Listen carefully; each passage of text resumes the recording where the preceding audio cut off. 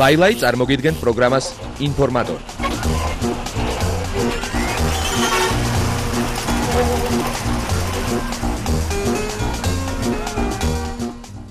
აი შესრულდა 10 საათის და თქვენ უყურებთ პროგრამა ინფორმატორის ყველაზე ვრცელ შემაჯამებელ გამოშვებას. მოდით ნახოთ თუ რა ხდება ამ დროისათვის ახალი ქართულ და რა თქმა უნდა უცხოურ შოუ ბიზნესში.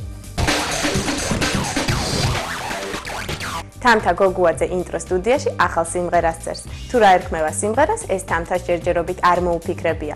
ინფორმატორის გადამღები ჯგუფი ჩაწერის პროცესს დაესწრო.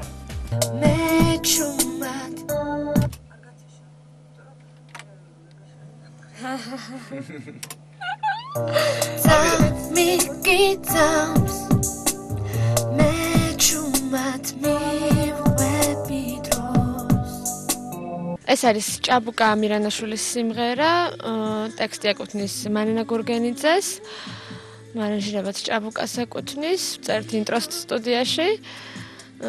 სიმღერას ჯერ სახელი არ აქვს, მე მოვიფიქრებთ ალბათ.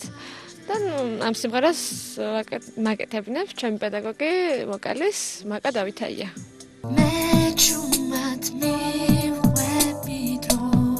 რიტმია მე მგონი. რიტმი.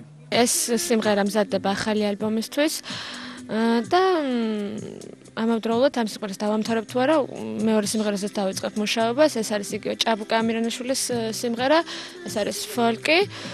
და იქნება ცოცხალი ინსტრუმენტები და იმ სიმღერაზე გადავიღებ კლიპს და სექტემბერში უკვე იქნება ეს სიმღერა კლიპით თურთ. მიყვებიდან გავაგზავნოთ, ხო? ხო. მიყვებით დროს მიყვებით დროს ჩემთვის თამთასთან მუშაობის პროცესი მართლა ძალიან სასიამოვნოა. აი ძალიან სიამოვნოს მასთან მუშაობა არა მარტო იმიტომ რომ ნიჭიერი გოგოა, უდაოდ ნიჭი აქვს, ძალიან კარგი ყური აქვს, ესე ვთქვათ და ძალიან კარგი მონაცემები აქვს და გარდა ამისა არის ძალიან კარგი და თბილი ურთიერთობაში და ძალიან ადვილია მასთან მუშაობა. მიყვებით დროს Вам неплохо, мачуя гио.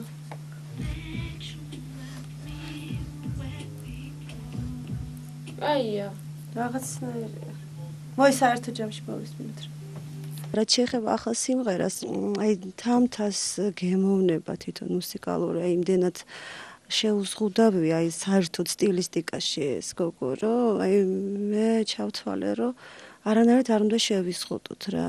ანუ არ უნდა იმღეროს თამთამ ერთი სტილი რაღაც გარკვეული. წამიგიწავს მე ჩუმად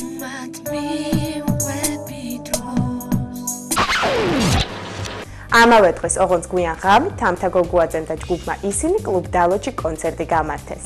გითხრათ რომ დღევანდელი საღამო უჩვეულოდ ეს რაღაც ძალიან შინაურ და საახალო სიტუაციაში გაევის რაღაც მომდა როგორც ყოველთვის გვერდება ლუდის კონკურსი ასე რომ თავი შეგვინახეთ ესე იგი ლუდის თამთა და სცენას გიტყობ შენ რა თქმა უნდა. მოგესალმებით ყველას.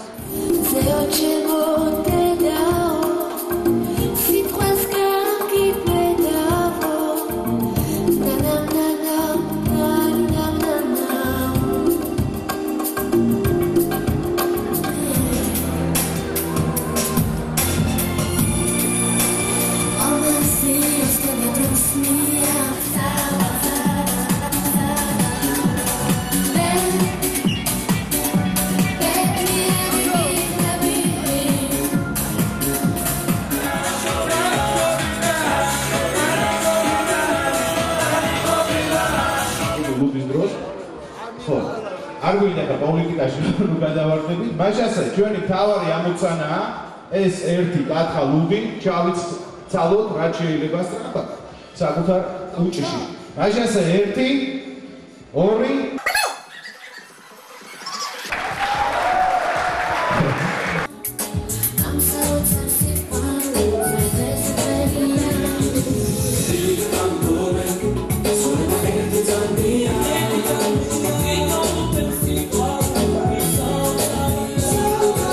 შევასრულეთ დუეტი თამთასთან ერთად და მინდა ვთქვა რომ რაც თამთასთან ეს დუეტი ჩაიწერა შესრულდა მეორედ.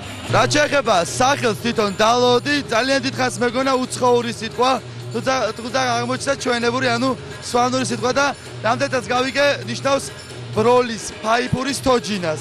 აქედან გამომდინარე, ესაც რაღაც საინტერესოა, რაც ორიგინალური იმიჯი აქვს ალბათ აი ამ სახელს. მოგეთ ძალიან კარგია კონცერტების იდეა, რა თქმა უნდა ძალიან კარგია. ჩვენი მომღერლები, ცნობილი ადამიანები, ჩემი მეგობრები პირველ რიგში და რა ვიცი, ალბათ ხშირი სტუმარი ვიქნები, მიუხედავად იმისა, რომ არის მაინც მომენტი, რომ კლდანი და ვაშორია და რაღაცა. გივი ბერიკაშვილი უკვე 45 წელი არის დაქორწინებულია. ჯვრის დაწერა მან ახლახანს გადაწყვიტა. 18 მაისს ბატონმა გივით ჯვარი დაიწერა ლურჯ მონასტერში. მისი ერთ-ერთი მეჯვარე ნატაშა ჩხიკვაძე იყო. 70 წლის მსახიობს ეს გადაწყვეტილება შვილების დაჟინებულმა თხოვნამ მიაღებინა. მაესტროს შემოქმედებითი კოლექტივი და პროგრამა ინფორმატორი მთელი გულით ულოცავს მსახიობს ამ ბედნიერ დღეს. ირაკლი აბაშიძის ქუჩაზე ბავშვთა სილამაზის სალონი პიკოლო გაიხსნა. პრეზენტაციაზე თბილისის მთელი ბომონდი მივიდა. როგორც ჩანს, ბავშვთა სილამაზის სალონის გახსნის იდეა ძალიან მოეწონათ ქართული ელიტის წარმომადგენლებს, რადგანაც ისინი ამ სალონში ხშირად აპირებენ სტუმრობას. მე მაგალითად ვფიქრობ, რომ ესეთი სალონი ჩემს ბავშვობაში რო ყოფილიყო, ხუმრობდი, ხა ჩემგან ქალი დადგებოდა. ხო და არ ბევრად უფრო წინ ვიქნებოდით. ისე მოვიხიბლე, მე თვითონ კინაღამ დავჯექი ერთ-ერთ სკამზე, რაღაცა რული აქვს ბევრი იმეებით, ღილაკებით. ფანტასტიკურია, მართლა სულ პრობლემაა ხოლმე ბავშვის ტირის, რაღაცა ძალიან ლამაზია, ძალიან მომეწონა.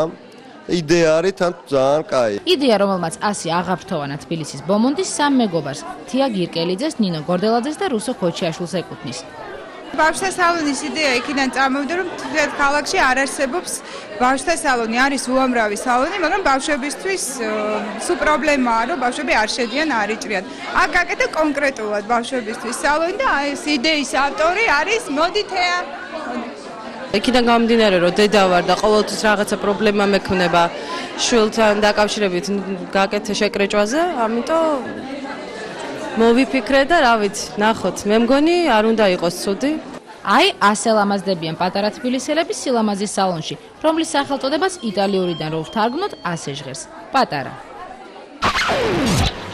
მოსწავლეთა სახლში მოსწავლეობა შეხვედრა მოუწყოს კომპოზიტორ ვაჟა აზარაშვილს და ნატო გელაშვილს. ინფორმატორი ამ ღონისძიებას დაესწრო და ახლა სიუჟეტს გთავაზობთ.